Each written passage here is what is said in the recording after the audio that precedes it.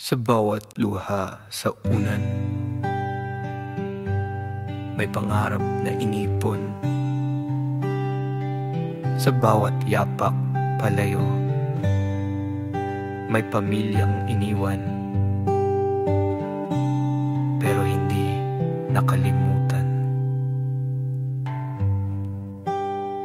Malayo man sa bayan, hindi kailanman nalilimutan ng pinagmulan.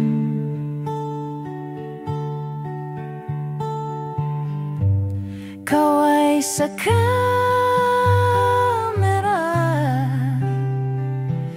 ngiting pilit pero pusong bitin. Sa init ng disyerto o lamig ng banyagang gabi, bitbit nila ang pangarap ng pamilya sa bawat sandali. At sa tatlong dako ng mundo, may tatlong ilaw na patuloy na sumisindi.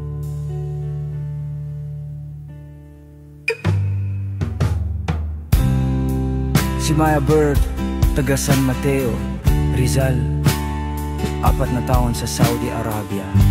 Hindi lang trabaho ang dala kundi pagmamahal sa kanyang anak. Kahit malayo, bawat padala may kasamang dasal.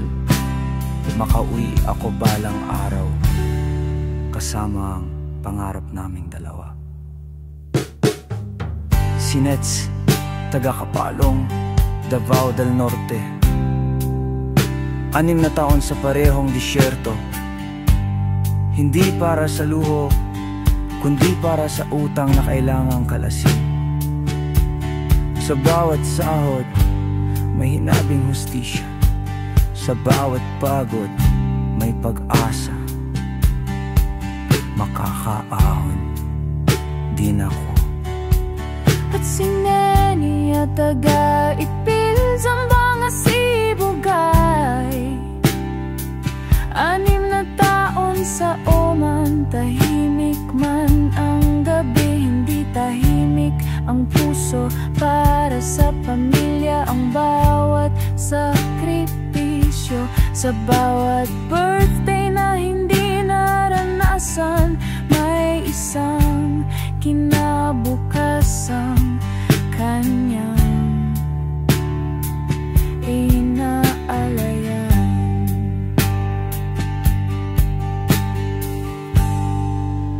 Kayo ang boses ng tapang sa kabila ng layo't dilim.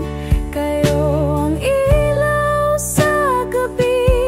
Kayo ang tunay na bayani namin. Maya Bird, Nets, Nenia,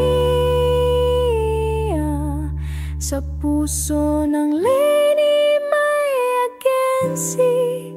Kayo ang aming inspirasyon.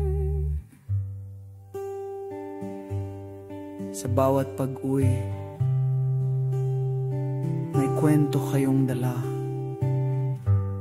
At dito sa amin, may tahanan kayong babalikan. Leni May Agency, para sa inyo palaging bukas.